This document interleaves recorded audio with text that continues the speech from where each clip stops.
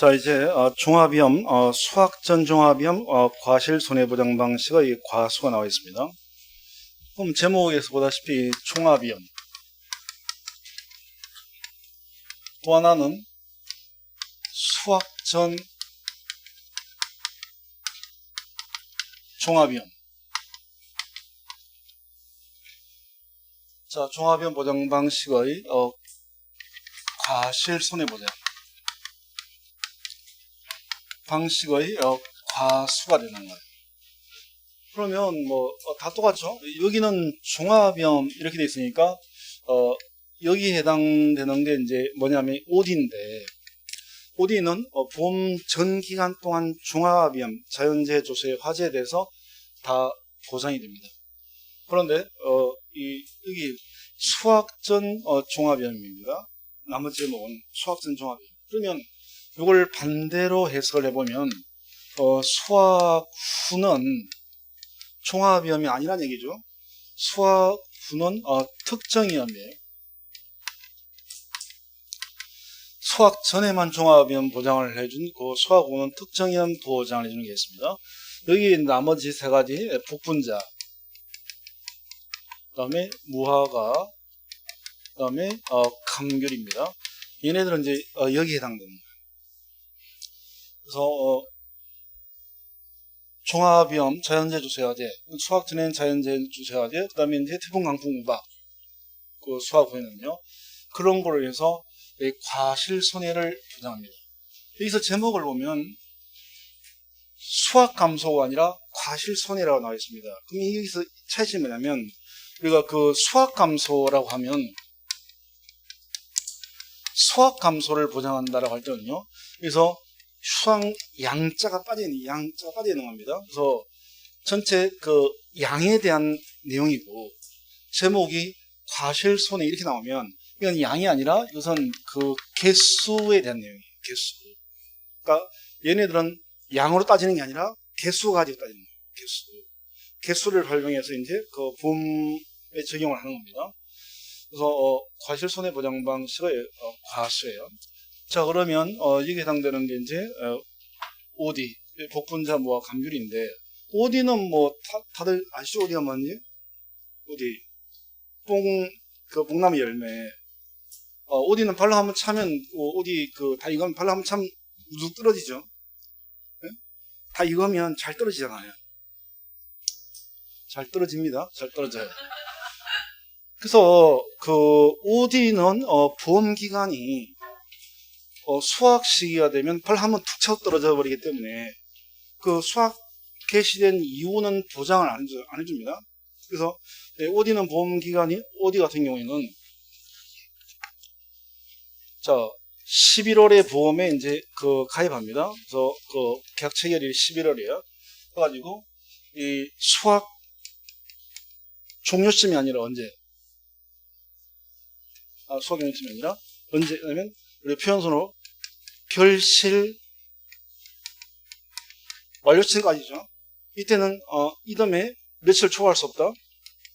5월 30일을 초과할 수는 없죠. 그러니까 결실이라고 하는 말은 그 열매가 열린 걸 결실이라고 하는 겁니다. 그래서 작은 과일은 보통 결실이라고 하는 거예요. 이 열매가 열렸다는 얘기예요. 그래서 이걸 과실이라고 하지 않고 과실이라고 하지 않고 결실되었다 이렇게 하는 거예요. 그리고 이제 결실이 되었으니까 수확을 할 건데, 이 수확기는 보장을 안 한다는 거예요. 왜냐면 이때는 발로 한번 툭 차버리면 쭉 떨어져 버리기 때문에 이런 거까지 보장하기에 너무 부담감이 커가지고 결실 완료 시점까지만 보장을 하는 거죠. 그래서 여기 기간 동안 OD는 자연재해 조수에 화재로 이 피해가 발생하게 되면 이제 보장을 해주는 거예요. 그 다음에 이제 복분자는 그 복분자도 알죠? 복분자 남자한테 참 좋은데 말을 할 수 없네요. 그게 복분자 아니에요. 네? 요강이 깨진다는 둥 그런 거잖아요. 자, 그러면 이 복분자는 보통 이제 복분자는 밭에서 이걸 키웁니다. 재배를 해요. 그래서 복분자는 우리 그 OD 같은 경우에는 이제 요 결실, 이게 이제 과실하고 똑같은 거예요. 작은 열매를 결실이라고 하니까 이제 결실수를 이제 OD는 중요한 얘기입니다. 우리가 좀 전에 종합형 수학함수 보장 방식에서는 PA, 자, 좀 전에 보험금은 보험가입 금액 곱하기 PL 마이너스 자기 부담 비율이고요. PA율은 평수미평이다라고 했습니다.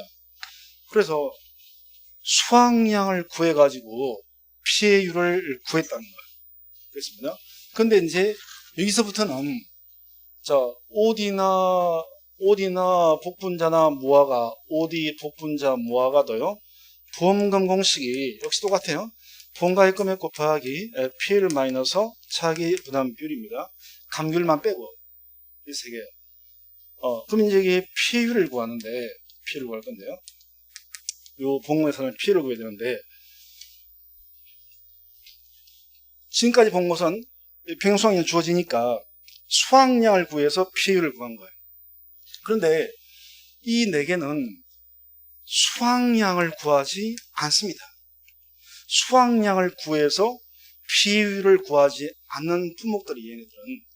그래서 얘네들은 앞으로 이제 수확량 조사를 안 해요. 이 부분을 정확하게 인지를 못하면, 왜 조사를 왜 이렇게 하는 거지? 이해가 안 된다는 거예요. 자, 여기까지는 수확량을 구해야 PA율을 구할 수 있지만, 여기 네 개 얘네들은 수확량을 구해서 PA율을 계산하지 않습니다. 그래서 다른 걸 이용해서 PA율을 구해요.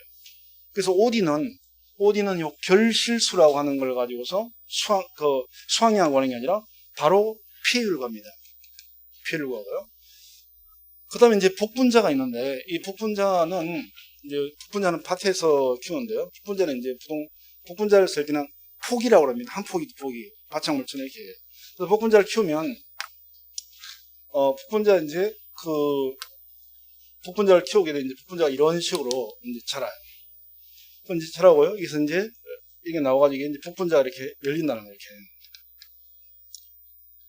무수히 많은 게 막 나와가지고 이게 이제 복분자가 이렇게 열립니다. 그래서 이제 이렇게 밭에 이렇게 있으면 이게다가 지피나 이런 걸로 흙으로 이게 덮어가지고요. 이제 그 복분자 한 폭이에요. 폭이라고 합니다. 그럼 이제 여기 열매가 나오는 요 가지, 요걸 우리가 바로 열매가 나오는 요걸 우리가 결과지라고 합니다. 결과지. 열매가 달려 있는 겁니다. 그러면 얘가 달려 있는 요건 뭐라고 하냐면 요걸 우리가 결과 엄마가지 결과모지라고 합니다. 그래서 열매가 달려 있는 걸 결과지, 그다음에 그보다 한 단계 위에 있는 걸 그 결과지의 엄마라고 해서 결과모지라고 하는 거. 그래서 복분자는 키울 때 이렇게 이제 결과모지 요걸 가지고서 이제 그 PA율을 산정할 거예요. 수확량이 아니라. 그래서 복분자 키우면 이렇게 복분자가 나오면 여기다가 이 복분자 가지가 결과모지가 잘 부러지기 때문에 여기다가 이제 와이어를 쳐가지고 복분자가 크면 복분자를 이제 유인을 시킵니다. 이렇게 올리게 되면 여기다가 끈 같은 걸 가지고서 이렇게 묶어버려요. 이렇게 묶어버립니다. 너무 잘 부러지기 때문에 이렇게 묶어요. 와이어를 설치하고, 그 다음에 이게 크면 이렇게 해서, 여기다가 이렇게 끈 가지고 이렇게 묶습니다. 결과모지를. 이런 식으로 키워요. 이 결과모지가 너무 잘 부러져요. 그래서, 복분자는 PA율을 계산할 때, OD는 결실수, 수확량이 아니라 결실수 개념을 가지고서 PA율을 계산하는 거고, 그 다음에 이 복분자는 태풍이 불게 되면요, 결과모지가 부러져 버립니다. 그러면 결과모지가 부러지면 이게 달려있는 과실들로 당연히 다 피해를 보는 거죠. 그래서 이 PA율을 산정할 때는 태풍으로 이 결과모지가 이번 태풍으로 몇 개가 부러져 가지고 몇 개가 죽었냐. 그래서 고사 결과모지가 몇 개, 죽은 결과모지가 이번 태풍으로 죽은 게 몇 개냐. 요거 가지고서 PA율을 산정을 해요. 자, 그 다음에 이제 무화과가 있습니다. 무화과 같은 경우는, 무화과는요, 보통 이제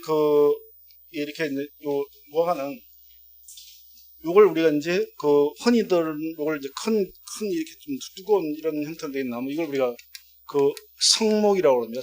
이런 나무다 성목이라고 해요. 이게 바로 이게 표현을 갖다 붙이게 되면 이 성목이 바로 결과 모지예요. 그러면 여기서 이제 가지들이 나와요. 나오면 유인을 시킵니다. 유인을 시켜가지고 이렇게 유인을 시켜가지고 이런 식으로 옆으로 이렇게 유인을 시켜요. 이런 식입니다. 유인시키고 여기서 다시 가지들이 이렇게 나는 거예요.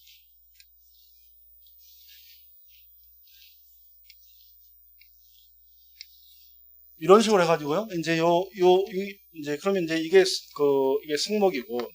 성목입니다. 이런 식으로 해서 난 다음에 여기서 이제 잎이 달리고 여기 이제 그 무화과가 이렇게 하나씩 열리는 거 이렇게. 잎 하나당 보통 그 무화과 하나 열린다고 합니다. 잎이 하나면 이게 하나 그 열매 하나 열린다고 해요. 또 잎 밑에 무화과 이 그림을 저는 그려가지고 좀 이쁘게 그리면 좋은데 하여튼 그림 실력이 안 좋아가지고 무화과 잎이 크죠? 무화과 안 봤어요? 저는 교회 안 다니지만 그 아담하고 이브가 성경에는 이게 나와요. 성경에. 저도 교회 안 다니는데 그 이브가 뱀의 고등이물로 뭘 잘못 먹고 부끄러움을 알아가지고 그전에는 부끄러움도 모르고 살다가 부끄러움을 알아가지고 처음으로 옷을 해 입었어요. 이 옷이 뭐로 만드는 거냐? 무화과 잎으로 해 입었다고 합니다. 그러니까 이게 입이 크니까 뭔가 가릴 때가 많은 거예요. 입이 크다는 얘기잖아요. 입이 크니까 이렇게 다 가릴 수 있었다는 거예요. 어쨌든 뭐 입이 크다는 얘기 하는 거지. 입이 큰 겁니다. 옷을 해 입을 정도로 입이 커요. 그래서 요 입 하나당 여기 이제 무화과가 이렇게 하나씩 이렇게 열린다라고 합니다. 그래서 이런 식으로 해서 이제 무화과를 키우는데 여기서 바로 무화과 열리니까 이걸 뭐라고 하냐면 이걸 우리가 뭐라고 그랬어요. 이 잎이 바로 여기 바로 그 열매 열리는 거니까 이게 바로 결과지가 됩니다. 그래서 무화과는요. 자, 무화과를 키우는데 태풍이 불면 결과지가 부러집니다.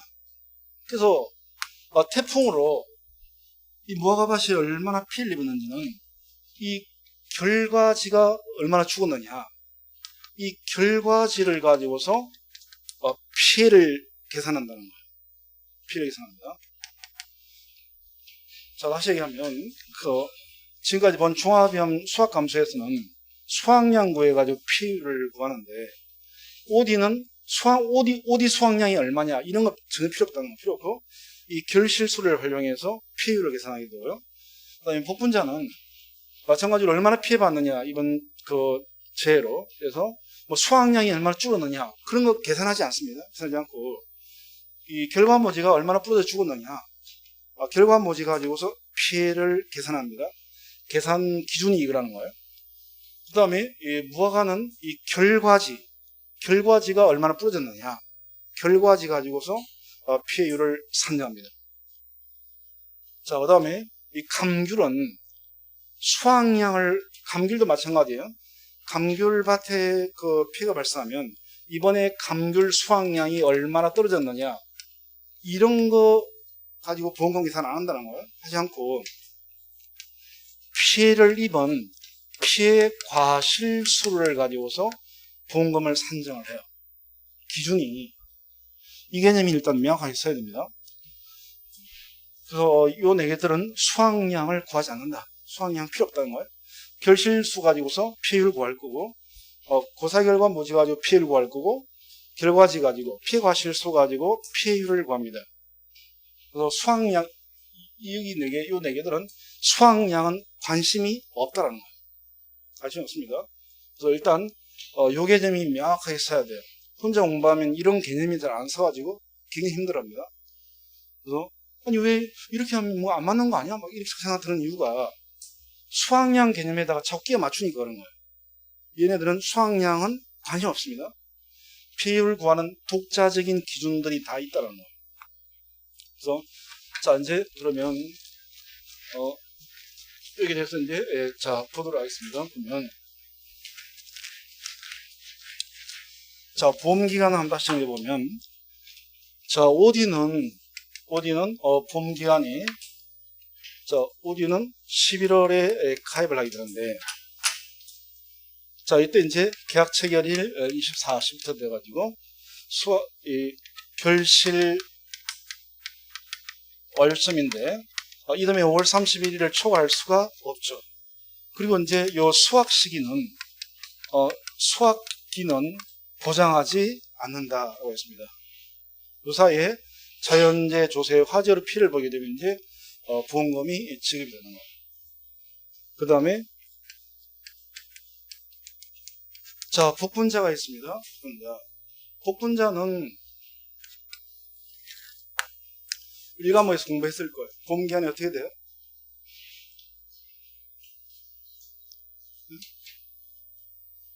네? 알겠습니다. 복분자도 역시 11월에 보험에 가입을 합니다. 가입을 하고, 자, 종합위험으로 자연재해 조수의 화재는 언제까지 보장이 되냐면 5월 31일까지는 종합위험으로 보장이 돼요. 그런데 6월 1일부터 이때부터 이제 수학기인데 6월 1일부터 6월 20일까지는 이때는 자연재해 조수의 화재가 아니라 특정 위험에 대해서만 보장합니다. 그래서 여기 특정이면은 태풍, 강풍, 우박이죠. 이것만 보장을 해주는 거죠. 종합위험은 11월 달에 가입해가지고 5월 말까지 자연재해 조수의 화재 보장해주고 6월 1일부터 수학기 기간 동안 20일 동안 수학을 하는데 이때는 이제 특정 위험으로서 태풍, 강풍, 우박에 대해서 보장을 해주는 거예요. 자, 그 다음에 무화과가 있습니다. 자, 그러면 무화과는 어떻게 되냐라는 건데요. 무화과 역시 11월 달에 자, 이 보험에 가입을 하게 됩니다. 가입을 해가지고요. 자, 자연재해 조수의 화재로 종합위험으로 보장이 되는 시기는 7월 31일까지예요. 그래서 8월 1일부터 10월 31일까지는 특정위험 이 수학기입니다. 수학기. 이 수학기는 특정 위험에 대해서 보장합니다. 똑같아요. 이때는 태풍, 강풍, 우박. 그래서 이 수학기 8일부터 10월 30일까지 수학까지는 태풍, 강풍, 우박에 대해서만 이제 보장을 해줘요. 그 다음에 감귤이 있습니다. 감귤은 우리가 귤은 두 종류가 있습니다. 여기는 그 온주 밀감이라고 하는 게 있게 되고요. 그 다음에 망감류가 있습니다. 그래서 온주 밀감은 얘는 그 우리가 흔히 박스로 파는 거, 박스 단위로 파는 게 온주 밀감이고요. 한 개씩도 파는 게 망감류들이에요. 한 개씩 파는 거. 그래서 여기는 뭐 레더향, 천혜향 이런 거 있잖아. 뭐 한라봉 이런 것들 좀 큰 것들 한 개씩도 팔잖아요. 또 마트에 가면 조그만 귤은 한 개씩 안 팔잖아요. 우리가 흔히 알고 있는 그 귤은 요거죠. 온주 밀감입니다. 이렇게 그 두 종류가 이 두 종류가 이제 보험 목적물이에요. 그럼 감귤은 그 보장이 보험 기간이 어떻게 되느냐라는 거예요. 감귤은 4월 달에 보험에 가입을 하게 됩니다. 그리고 11월 30일까지 자연재해 조수의 화재에 대해서 보장을 해줘요. 그리고 만약에 동상에 특약에 가입했다면요. 동상의 보장 기간은 12월 1일부터 언제까지? 이듬해 2월 말일까지는 동상에 대해서만 보장을 해주게 되는 거죠. 우리 4월달을 발악이라고 하잖아요. 그래서 지금 보다시피 이 OD는 보험 전 기간에 대해서 종합으로 자연재해 조수의 화재 보장을 하고 복분자 무화과 얘네들은 수확하기 전에는 종합위험이고 수확 이후에는 태풍, 강풍, 우강만 부담하는 거고요. 그 다음에 감귤도 이렇게 맞추게 되면 종합위험, 그다음에 동상에 대해서 보장을 해주는 거예요. 자, 그러면 이 보험기간 내에 이러한 이 4개에 대해서요. 이 보험기간 내에 보호사는 재해가 발생합니다. 태풍이 이 시기에 다 불었다는 거예요. 그러면 항상 보험사고가 발생을 하게 되면 이 4개 전부 다 제일 먼저 하는 게 뭐냐면 피해 사실 확인 조사를 하는 거죠. 그래서 우리 교재 보게 되면 413페이지에 가로 3번에 조사 종류 및 방법이 있습니다. 그래서 먼저 이제 피해 사실 확인 조사가 나와요. 자, 피해 사실 확인 조사는 어떤 경우에 하느냐? 예를 들면 당연히 이제 태풍 피해를 입었습니다라고 사고 신고를 하면 사고가 접수된 과수원에 대해서 하겠죠. 기업권입니다. 기업권. 사고 접수 직후에 이걸 하게 됩니다. 그러면 사고 접수 직후에 하게 되고요. 그럼 이제 방법은 어떻게 되느냐? 항상 어떤 조사든 나오게 되면 제일 먼저 하는 게 보상하는 재해로 인해서 피해가 맞는지 심사를 하게 되는 거죠. 그래서 보상하는 재해인지 자연재해인지 이런 것들은 기상청 자료를 보면 되는 거예요. 자연재해인지, 그 다음에 조수에다 멧돼지가 와가지고 박살낸 건지, 그거는 현장에 나가보면 알 수 있는 거죠. 그 멧돼지가 왔다 간 같은 경우. 그래서 기상청 자료나 현지 방문 등을 통해 가지고 보상하는 재해, 자연재해, 조수의 화재로 인한 피해가 맞는지를 확인을 하겠죠. 확인하게 되면 확인했을 때 만약에 근거 자료가 필요하다면 보상하는 재해에 대한 근거 자료로서는 기상청 자료라든지 농업기술센터 의견서라든지 인접 지역의 손해평가를 한 손해평가인의 이 수견서라든지 이 농가만 그런 게 아니라 옆에 농가도 멧돼지가 왔습니다라고 하는 그런 수견서라든지 있고요. 그 다음에 피해에 대한 근거 자료로서는 피해 과수원의 사진, 그래서 그 과수원의 전반적인 그 피해상이 나올 수 있도록 멀리에서 전체를 찍고, 그 다음에 세부적인 피해 내용 나올 수 있도록 그 구체적인 피해 본데도 사진 찍고 이렇게 이런 것들을 확보를 하면 되는 거죠.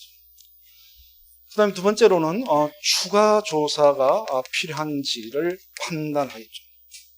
그래서 보상하는 재해나 그 피해 정도 이런 것들을 감안해 가지고 추가 조사로서 과실 손해 조사가 필요한지를 판단해서 그게 필요하다고 판단이 되면 계약자에게 언제 과실 손해 조사를 나올 겁니다 라고 하는 걸 안내하고요. 그 다음에 손해평가반을 구성하고 일정을 수립하게 됩니다. 단 태풍처럼 재해 내용이 명백하거나 사고 접수 직후에 바로 추가 조사를 해야 되지, 지금 피해 사실 확인 조사할 필요 없을 것 같습니다. 바로 과실 손해 조사를 해야 될 것 같아요. 이런 경우라면 피해 사실 확인 조사를 생략할 수가 있습니다. 이거는 항상 나오는 건 피해 사실 확인 조사는. 자, 그 다음에 이제 그 경작 불능 조사가 있는데요. 원래 경작 불능은 논작물이나 밭작물에서 있는 건데, 과수 중에서 유일하게 이 복분자, 이 밭에서 키워서 그런지 몰라도 이 복분자는 그 경작 불능 보험금이 있다는 거예요. 그래서 경작 불능 조사를 하게 됩니다.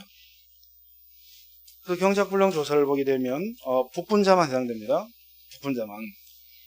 그래서 피해 사실 확인 조사를 할 때 경작 불능 조사가 필요하다라고 판단되었거나 아니면 사고 접수를 받았을 때 이건 피해가 너무 심해가지고 피해 사실 굳이 확인 안 해도 그냥 바로 조사를 해야 될 것 같아요.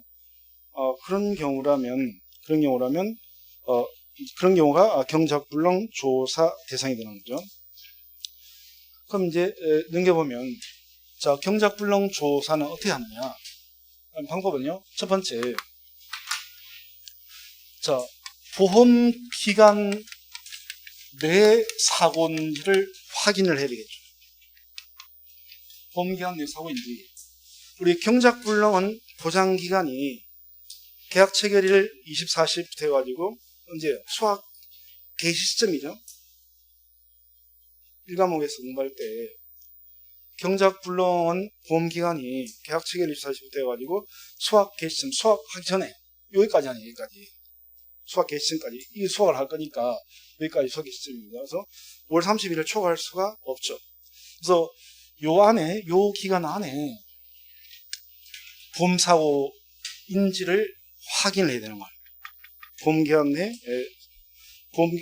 보험기간을 확인을 해야 됩니다.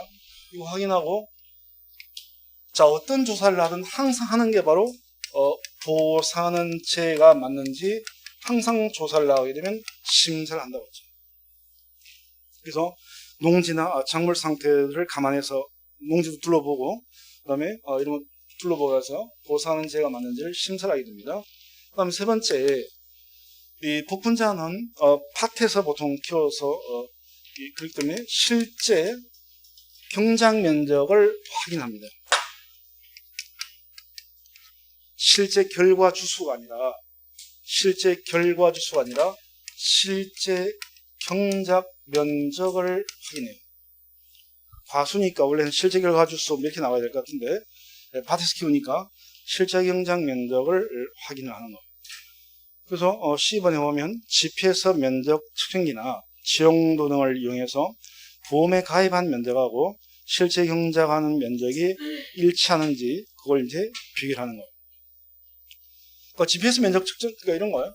예를 들면 이만한 밭에서 지금 복분자를 재배를 하고 있습니다. 이게 태풍이 쓸고 지나가 버렸습니다. 그래서 복분자가 다 부러지고 다 죽고 난리가 난 거예요. 그런 겁니다. 그럼 이제 나가가지고 처음에 보험에 가입할 때 이 복분자 밭이 1000제곱미터라고 해서 보험에 가입했다는 거예요. 그럼 이제 조사를 나가게 되면 실제 경작 면적을 확인합니다. 그때는 이제 GPS 면적 측정기라는 게 있습니다. 그래서 조사를 나가게 되면 GPS 면적 측정기를 말 그대로 위성하고 연결을 시켜가지고 그 면적 계산하는 거예요. 그러면 그 GPS 면적 측정기를 켜고 요 밭두렁을 따라서 이렇게 돌아요. 밭두렁을 따라 돕니다. 이렇게 돌면은 그럼 여기서 면적이 계산이 된다는 거예요. GPS 면적 측정기가 요거 컴퓨터에다가 GPS 면적 측정기 치보면 금방 나와요. 어떻게 보는지. 그래서 이런 걸 가지고서 실제 경작 면적하고 가입 면적이 일치하는지 이런 걸 확인을 합니다. 밭작물은 보통 이걸 다 해요. 이때 실제 경작 면적이 보험 가입 면적 대비해서 10% 이상 차이가 나면 계약사항을 변경해야 됩니다. 그러니까 10% 차이니까 이렇게 해서 GPS 면적 측정기로 재보니까 900제곱미터더라. 그럼 10% 차이 나죠. 그러면 이제 계약사항을 변경하는 겁니다. 자, 실제 경작 면적을 확인을 하고, 자, 다음으로는 이제 경작 불능이 되려면 식물체 피해율이, 자, 식물체 피해율을 확인해야 됩니다. 우리 경작 불능 보험금은 1과목에서 아마 했을 것 같아요. 그래서 경작 불능 보험금은 식물체 피해율이 65% 이상일 때 이럴 때 이제 경작 불능 보험금을 지급하잖아요. 그래서 거기 D번을 보면 자 목적 조사를 통해서 목적은 눈으로 본다는 얘기예요. 눈으로 이렇게 봤을 때 자 조사 대상 농지에서 보상하는 재해로 식물체 피해율. 자 식물체 피해율이라고 하는 것은 고사 식물체의 순화 면적을 가입 식물체의 순화 면적으로 나눈 값입니다. 그 식물체 피해율이 65% 이상인지 확인하는 거예요. 이때 고사 식물체라고 하는 것은 우리가 말 그대로 고사는 죽은 거잖아요. 그런데 고사 식물체 판단 기준은 죽은 게 아니라 그 뭐라고 나와요?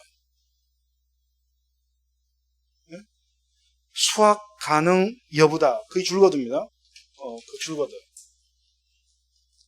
그런 게 그 시험에 나온다. 그런 게. 그래서 고사 식물체는 꼭 복분자가 죽어야 되는 건 아니고 복분자가 죽진 않았다 하더라도 수확할 게 없어요. 그럼 죽은 거랑 똑같다는 거예요. 그러면 그 고사식물체에다가 포함시킨다는 거예요. 그래서 식물체 비율이 65% 이상이 됩니다. 65% 되니까 만약에 경작하고 있는 그 공간 면적이 1000제곱미터인데 1000제곱미터면 65% 이상 고사되려면 그러면 얼마야? 처음에 계산했잖아요. 650제곱미터 이상이 보니까 완전히 박살이 났더라는 겁니다.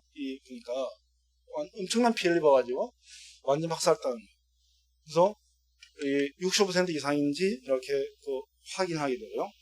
경작불능보험금은 65%라고 해서 바로 주는 게 아니라 계약자가 나 경작불능보험금 받겠습니다라고 신청을 해야 돼요. 그래서 65% 이상인지 확인한 다음에 계약자한테 경작불능보험금 신청하셨어요? 이렇게 물어봐야 되는 거예요. 그래서 계약자가 경작불능보험금을 신청을 해야 됩니다. 그래야 이제 경작불능보험금이 지급이 되는 거예요. 시승했는지도 확인해야 되고요. 그럼 여섯 번째, 자, 조사해봤더니 식물체 비율이, 이 조사해봤더니 650제곱미터가 아니라, 보니까 600제곱미터예요. 그러면 경작불능보험금 대상이 아니죠? 아니잖아요? 그래서 식물체 비율이 65% 이상이 아니라, 좀 안 돼, 좀 작아요. 안 됩니다. 미만입니다. 또는 식물체 비율은 65% 이상이 맞는데 계약자가 경작불능보험금을 신청을 안 해요. 나 경작불능보험금 안 받겠습니다.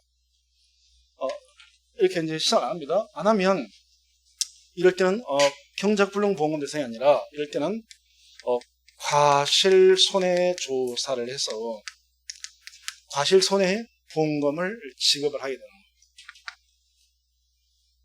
자, 그 다음에요. 다른 품목들도 마찬가지인데, 바치약물 마찬가지인데요. 이 경작불능보험금이 지급되려면 일단, 산지, 폐기가 되었는지를 확인한 다음에, 경작불능보험금을 지급을 합니다.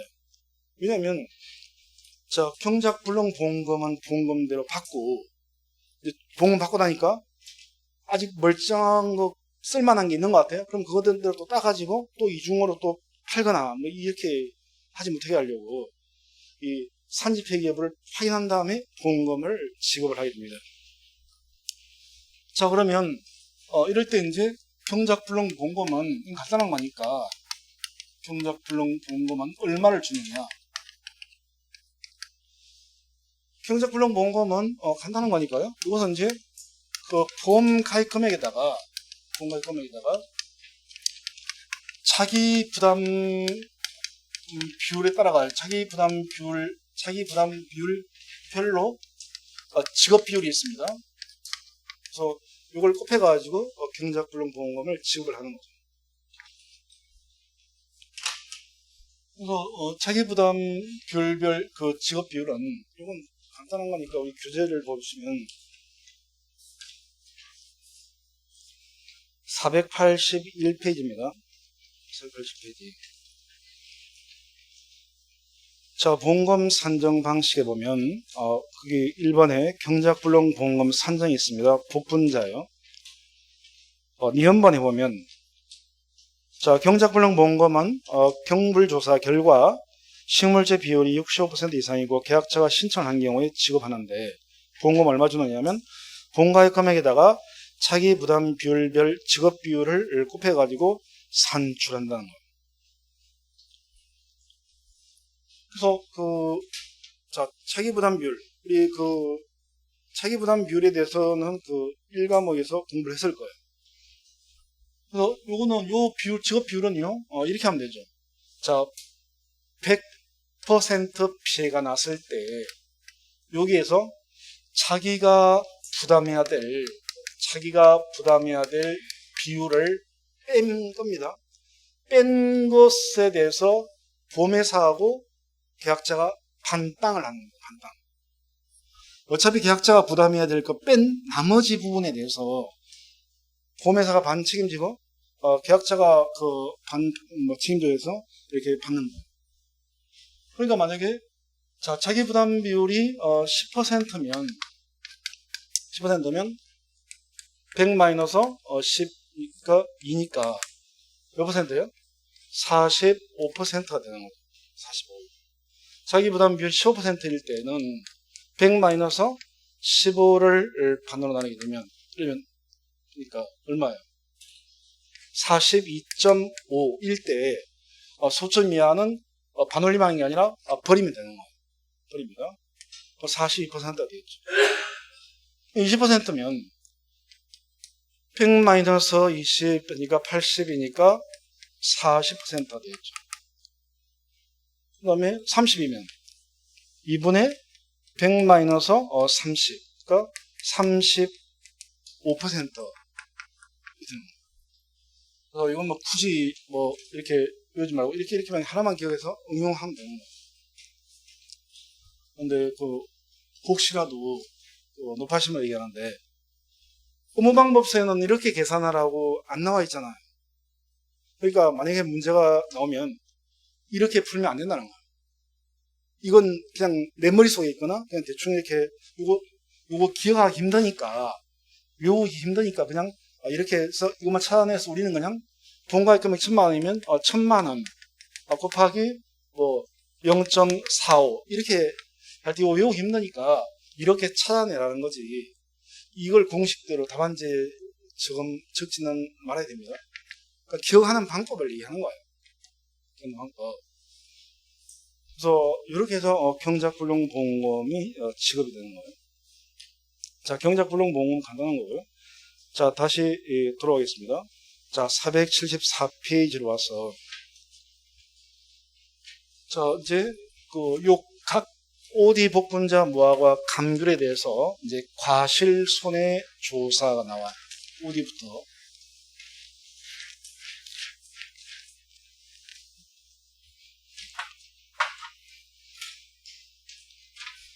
자, OD 분목입니다. 자, OD에 대해서 이제 과실 손해 조사가 나와요. OD 기억관, OD에 대해서만 해당되는 겁니다. 자, 니은번. 이 OD에 대한 과실 손해 조사는 피해 사실 확인 조사를 해보니까 과실 조사, 손해 조사가 필요하다라고 판단된 과수원에 대해서 하게 됩니다. 그럼 OD에 대해서 언제 과실 손해 조사를 하느냐? 그거 줄거두세요. 결실 완료 직후부터 최초 수확 전에 합니다. 그러니까 언제 한다는 얘기냐면 요때 한다는 거죠. 봄 보장 기간이 끝난 다음에 결실 완료 시점까지 보장이 되는 거니까 그 이후에 처음으로 최초 수확하기 전에 요때 한다는 거죠. 요때 보장 기간이 끝나고 이제 수확을 하기 전이어야 수확을 하고 나면 그게 이 수확 중이니까 이게 안 맞다는 거니까 처음 수확하기 전에 요 시점에 요때 과실 손해 조사를 한다는 거예요. 과실 손해 조사입니다. 그래서 조사 시기 그건 기억을 해둬야 되고요. 자, 그러면 OD의 경우에 디귿번 과실 손해 조사 어떻게 하느냐 합니다. 자, 항상 자, 이거죠. OD의 경우에 11월 달에 보험 가입했는데 그 이후에 예를 들면 2월 달쯤에 예를 들면 냉해 피해를 입었습니다. 그럼 냉해 피해 입었다고 신고를 하게 되면 피해 사실 확인 조사를 했다가 그러다가 결실 완료 시점이 끝나고 나면 이때 여기에 대해서 피해 사실 조사했던 여기에 대해서 과실 손해 조사를 한다는 거예요. 그래서 과실 손해 조사를 하게 되면 보상하는 죄가 맞는지에 대해서 항상 무슨 조사든 하는 거니까 심사를 해요. 그래서 과손이나 작물 상태 등을 통해서 약관에 정하고 있는 보상하는 죄로 인한 피해가 맞는지를 확인합니다. 두 번째, 이제 나무 조사를 해요. 어디 갔습니까? 그래서 우리 나무 조사는 항상 품종별, 대부분 다 품종별, 수령별로 하죠. 그래서 OD 나무가 있으면, 자, OD 나무에 대해서 품종별, 수령별로 우리가 맨날 했던 게 실제 결과 주수를 파악하고, 미보상 주수를 파악을 하고, 고사 주수를 파악한다. 항상 이렇게 봤잖아요. 그런데 OD에서는 이 고사주소라고 하는 표현 대신에 결실불능주소라고 지금 표현이 나와 있습니다. 자, 거기 보시면 B번은 품종별, 수령별, 실제 일과주소를 확인한다. 그 다음에 C번은 품종별, 수령별, 결실불능주소, 미보상주소 이런 것들을 확인한다. 가번, 나번 이렇게 나와 있습니다. 가번의 결실불능주소 확인하고 나번의 미보상주소를 확인한다 이렇게 나와요. 그래서 이 부분이 좀 이번에 새로 나오는 업무방법서가 좀 바뀌어가 나올 건데 이게 그래서 가끔가다 이런 질문을 하거든요. 결실불능주소라고 나와 있는데 고사주소하고 똑같은 건가요? 결실불능주소는 다른 거 아닌가요? 결실이 불능이니까 결실불능주소는 얘는 고사주소 플러스 수학불능주소 아닌가요? 이것도 합친 게 열매가 안 열리는 결실불능주소 아닌가요? 이런 질문도 하기도 하고요. 고사주소하고 똑같은 건가요? 이런 질문을 하기도 하는데 그냥 고사주소하고 비슷하다라고 생각하시면 됩니다. 중요한 건 아니에요. 근데 뒤쪽에 이 보험금 계산식에 가면 뒤쪽에 보험금 계산식 파트에 가면 결실불능주소라는 말을 안 써요. 안 쓰고 그냥 이걸 대신에 고사주소라고 합니다. 뒤쪽에는 또 뒤에는 고사주소라고 되어 있습니다. 결실불능주소가 아니라 그러니까 결실불능주소나 고사주소나 비슷하다 이렇게 그냥 생각하시면 됩니다. 앞에는 결실불능주소, 뒤쪽은 고사주소 이렇게 같은 OD에 대해서도 좀 다르게 표현되어 있다는 거예요. 그래서 실제결과주소, 품종별, 수령별로 실제결과주소, 미보상주소, 결실불능주소를 파악을 하고요. 똑같아요. 품종별, 수령별, 실제결과주소에서 결실불능주소, 미보상주소를 빼서 조사 대상주소를 역시 산정을 하게 됩니다. 그러면 실제결과주소가 예를 들면 110주였다. 110주. 그 다음에 미보상주소 계산하기 미보상주소가 있으면 지금은 보험금 계산을 복잡해지니까 그냥 없는 걸로 하겠습니다. 미보상주소 0주가 되고 고사주소가 10주 또는 결실불능주소가 10주예요. 그럼 조사대상주소는 100주가 되는 거죠. 그러면 마찬가지예요. 농지 전체 조사 대상 주수를 기준으로 해서 농지 전체 표본 주수를 산정을 하고 품종별, 수령별 표본 주수는 이 조사 대상 주수에 비례해서 산정을 하게 됩니다.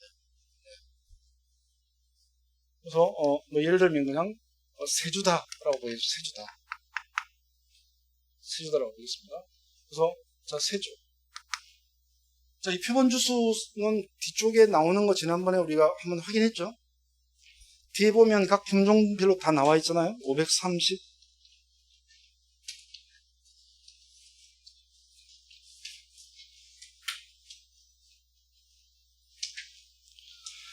자, 533페이지에서부터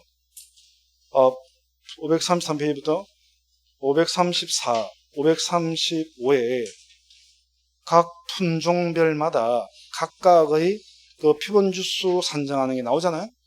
그러니까 그거 보고 하는 겁니다. 그것도 우리가 지금 다 외울 수는 없는 거, 시험에 외울 필요도 없고 나중에 우리가 조사할 때 확인하면 되는 거고요. 그래서 그냥 표본 주수가 몇 주냐 이런 건 뒷부분을 보시면 되는 거예요. 자, 이렇게 해서 예를 들면 표본 주수가 세 주다 그런 겁니다. 그래서 표본 주수가 선정이 되면 이 조사 대상 주수의 특성이 잘 반영될 수 있도록 이제 표본주를 선정을 하게 됩니다. 오디 나무가 이렇게 있으면 마찬가지 이렇게 있으면 그럼 난 얘 이렇게 표본주를 선정을 하게 됩니다. 표본주가 정해지면 이 표본주에서 가장 긴 결과 모지 3개를 표본가지로 선정을 하게 됩니다. 표본가지로 선정을 한 다음에 이 표본가지의 길이와 표본가지에 달려있는 열매, 즉 결실수를 조사를 하는 거예요. 자, 그래서 예를 들면 이제 요걸 하나 보겠습니다. 그럼 얘가 이제 예를 들면 얘가 오디나무인데 이렇게 가지가 있을 거고요. 여기 이제 오디가 잔뜩 열려 있을 거예요. 이렇게 잔뜩 열려 있을 겁니다. 그럼 얘가 표본주다. 이러면 표본주 중에서 가장 긴 결과 뭐지? 열매가 달려있는 거. 3개. 그러니까 요거 제일 길고, 요거 길고, 요거 길잖아요. 그럼 요거 3개, 표본가지 3개가 있습니다. 그럼 요 길이를 조사를 하는 거예요. 그래서 여기서부터 여기까지 재봤더니 얘가 예를 들면 3m다. 얘가 4m, 얘가 2m다. 예를 들면 이렇게 조사를 하고요. 요 3가지에 달려있는 그 열매, 결실수를 싹 조사를 한다는 거예요. 그러면, 자, 표본주를 예를 들면 3주로 했습니다. 그러면, 자, 표본주 3주에 있는 가장 긴 결과 뭐지? 3개를 다 더했더니, 예를 들면, 20m가 나왔어요. 표본주 3개의 가장 긴 결과 모델을 더했습니다. 20m가 나왔다는 거예요. 자, 20m가 나왔고요. 근데 그 20m에 달려있는 그 OD 결실수를 조사를 해보니까,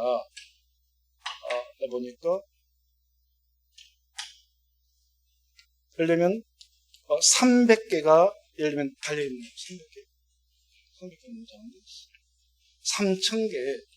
3,000개가 달려있는 거예요. 자, 3,000개가 달려있습니다. 이렇게 되면, 1제곱미터당 1제곱미터에 몇 개 달려있는 거예요? 네? 150개 달려있죠. 이 정도면 적당해요. 1m에 한 150개가 달려있는 거예요. 요걸 우리가 뭐라고 하냐면 1제곱미터에 몇 개 달려있느냐 이걸 알기 위해서 이렇게 구했는데요. 이걸 우리가 환산결실수다라고 합니다. 그래서 환산결실수라고 합니다.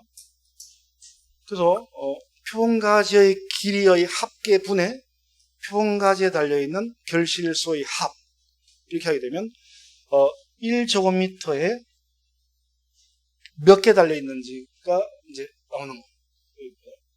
그래서 이걸 우리가 환산결실수다라고 하는 거예요.